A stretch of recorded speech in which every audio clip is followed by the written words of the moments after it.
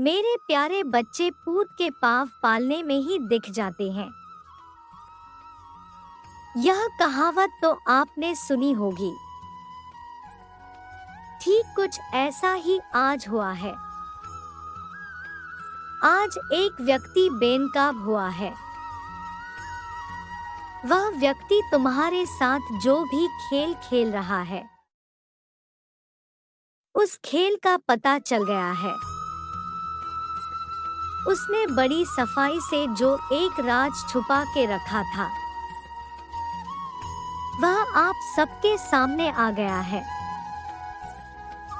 वह बहुत ही धूर्त व्यक्ति है। रिश्तों को किस तरह से फंसाया जाता है, उसे अच्छे से पता है। और इसी कला से उसने तुम्हारे रिश्ते को भी कड़वा बना दिया है। उसके षड्यंत्र का पता चल चुका है। वह तुम्हारे रिश्ते में फूट डालने की कोशिश कर रहा है, ताकि तुम निराशावाद हो सको। उसने सबको ठगा है और अब वह तुम्हारे रिश्ते को ढकने की कोशिश कर रहा है। वह चाहता है कि तुम्हारे हर रिश्ते तुमसे दूर हो जाए। वह तुम्हारे खिलाफ सबके मन में गलत फहमी पैदा करना चाहता है। उसे अपने जज्बातों से खेलने मत दो। मेरे बच्चे, वह तुम्हारी इन्हीं सब बातों का फायदा उठाकर तुम्हारे रिश्ते के बीच दरार पैदा कर रहा है। वह अच्छे से जानते हैं कि किस व्यक्ति से किस तरह बात करना है, और सबकी मनोस्थिति को समझते हुए वह अपनी चाल को अंजाम दे रहा है। ऐसी बीमार मनोस्थिति वाले व्यक्ति से दूर होने की आवश्यकता है। तुम जिन भी लोगों को अपनी सफाई देते हो, वह तुम्हें अनसुना कर देते हैं। मन से तुम बहुत ही निर्मल व्यक्ति हो। दूसरे चाहे कितने भी गलतियां करे, तुम हर बार उन्हें माफ कर देते हो। इस बार भी तुमने कुछ ऐसा ही किया है, लेकिन वह तुम्हारी इस माफी के लायक नहीं है। वह कल फिर से ऐसी कोई कोशिश करेगा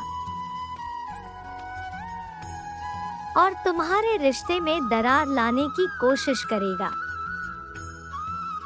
अब तुम्हें निर्मल नहीं रहना है, बल्कि सख्त बनना है। तुम्हें उस दुष्ट व्यक्ति को अपना जवाब भेजना है। तुम्हें उसे बताना है कि तुम दुर्बल नहीं हो। वह तो तुम्हारी अच्छी नियत थी, इसलिए तुम इतने समय तक चुप रहे।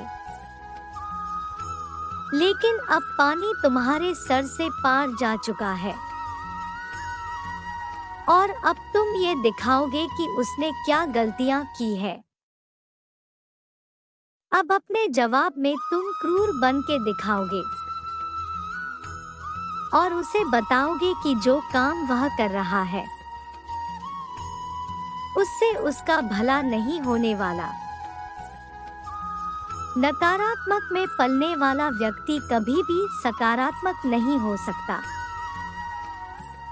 वह व्यक्ति जहां जाएगा, अपनी नकारात्मक छाप छोड़कर ही आएगा। अब उसे मैं दंडित करूंगा। अब वह मेरे क्रोध का भागी बनेगा। मेरे क्रोध से उसकी नकारात्मक सोच खत्म हो जाएगी। उसने इस संसार को बहुत दुख दिया है। अब उसके दुख देने के दिन पूरे हो चुके हैं, और उसने अपने पाप के घड़े को खुद ही भर दिया है। अब समय आ गया है कि उसके पाप का घड़ा फूटे और उसे सच्चाई का एहसास हो जाए। उसे ये एहसास हो कि उसने अभी तक जो भी कार्य किए हैं वह कितने बुरे थे, उसने कितनों की गृहस्थी बर्बाद कर दी। अब उसे पश्चाताप के आंसू नसीब होंगे, वह दिन रात रोएगा और अपनी करनी के लिए माफी मांगेगा। लेकिन जब तक वह अपनी सजा को पूरा नहीं कर लेता तब तक उसे शांति नहीं मिलेगी। अब तुम उसकी चिंता मुझ पर छोड़ दो। आज के बाद तुम अपने जीवन में केवल सकारात्मक सोच रखोगे, नकारात्मक नहीं। अपनी शक्तियों पर ध्यान दोगे, अपने गुणों पर ध्यान दोगे। अपनी क्षमता को और बढ़ाने का प्रयास करोगे। अब तक जितना भी परिश्रम कर रहे थे उससे दुगनी परिश्रम करोगे, खुश होकर करोगे। यह सोचकर कि बस अब मुझे मेरी मंजिल प्राप्त होने वाली है। कुछ ही दिनों की बात है, फिर देखना मेरे बच्चे कि तुम कितने शीघ्र उस सुख शांति और सफलता को प्राप्त करोगे जिसके लिए तुम इतने दिनों से परेशान थे। तुम्हें इस संसार को बहुत कुछ सिखाया है